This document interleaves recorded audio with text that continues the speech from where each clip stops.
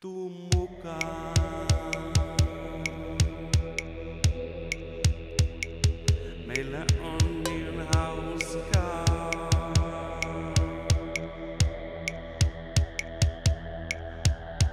Ahdistaa.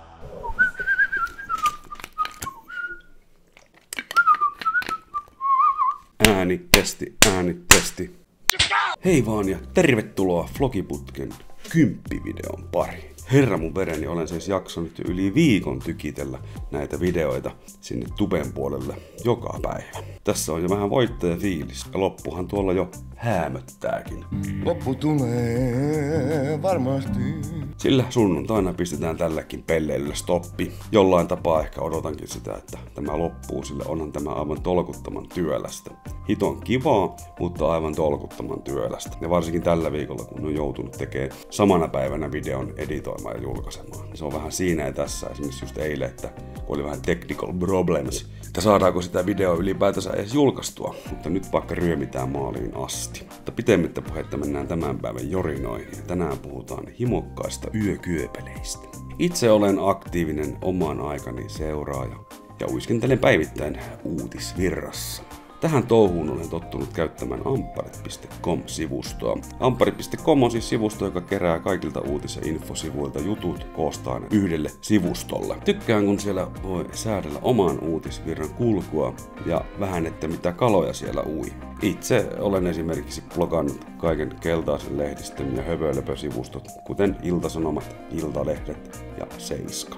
Näiltä sivuilta ei kauhean luotettavaa dataa saa, ja sensaatiohakuisuuden ja ihmisten pelottelun sijaan haluan lukea laadukkaampaa ja asiallisempaa journalismia. Mutta yhden asian olen tässä vuosien saatossa amppareita selaillessa huomannut, että kun yö verhoaa piskuisen pohjollamme yön samettiseen verhoon, kuoriutuu suomalaisista uutisten lukijoista ja nettiselaajista melkoisia setämiehiä ja kiimakaitsuja. Nimittäin ampparit.comissa on tällainen luetuimmat valikko, josta pystyy katsomaan, mitkä uutiset ovat tiettyyn kellon aikaan ne luetuimmat. Olen huomannut, että aikavälillä 01-04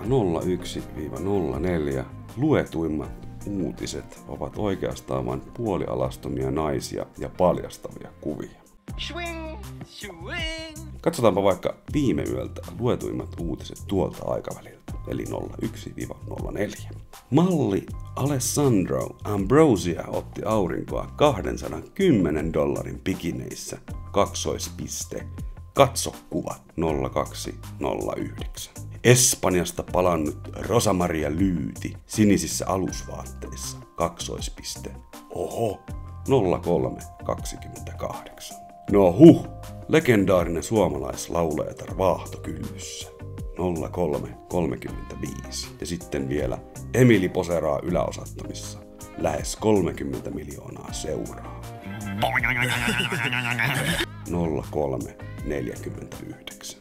Näitä voisi ottaa useammankin, mutta aika hassua, että ne osuu aina tuohon samalle aikavälille. Eli yö ilmeisesti tuo meistä miehistä sellaisen himokkaan puolen esiin, että jostain kumman syystä yöllä nukkumisen sijaan lärätään paljastavaa kuvasisältöä.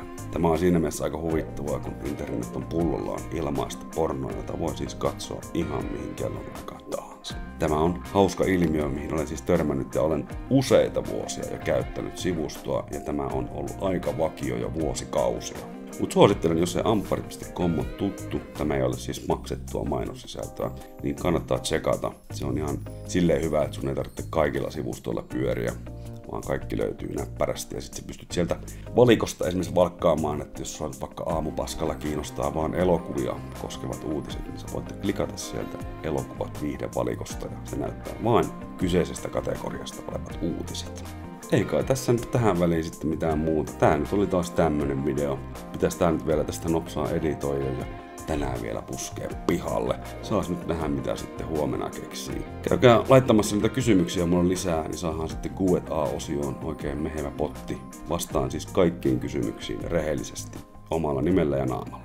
Ja voit tosiaan kysyä ihan mitä mieleen se juolahtaa.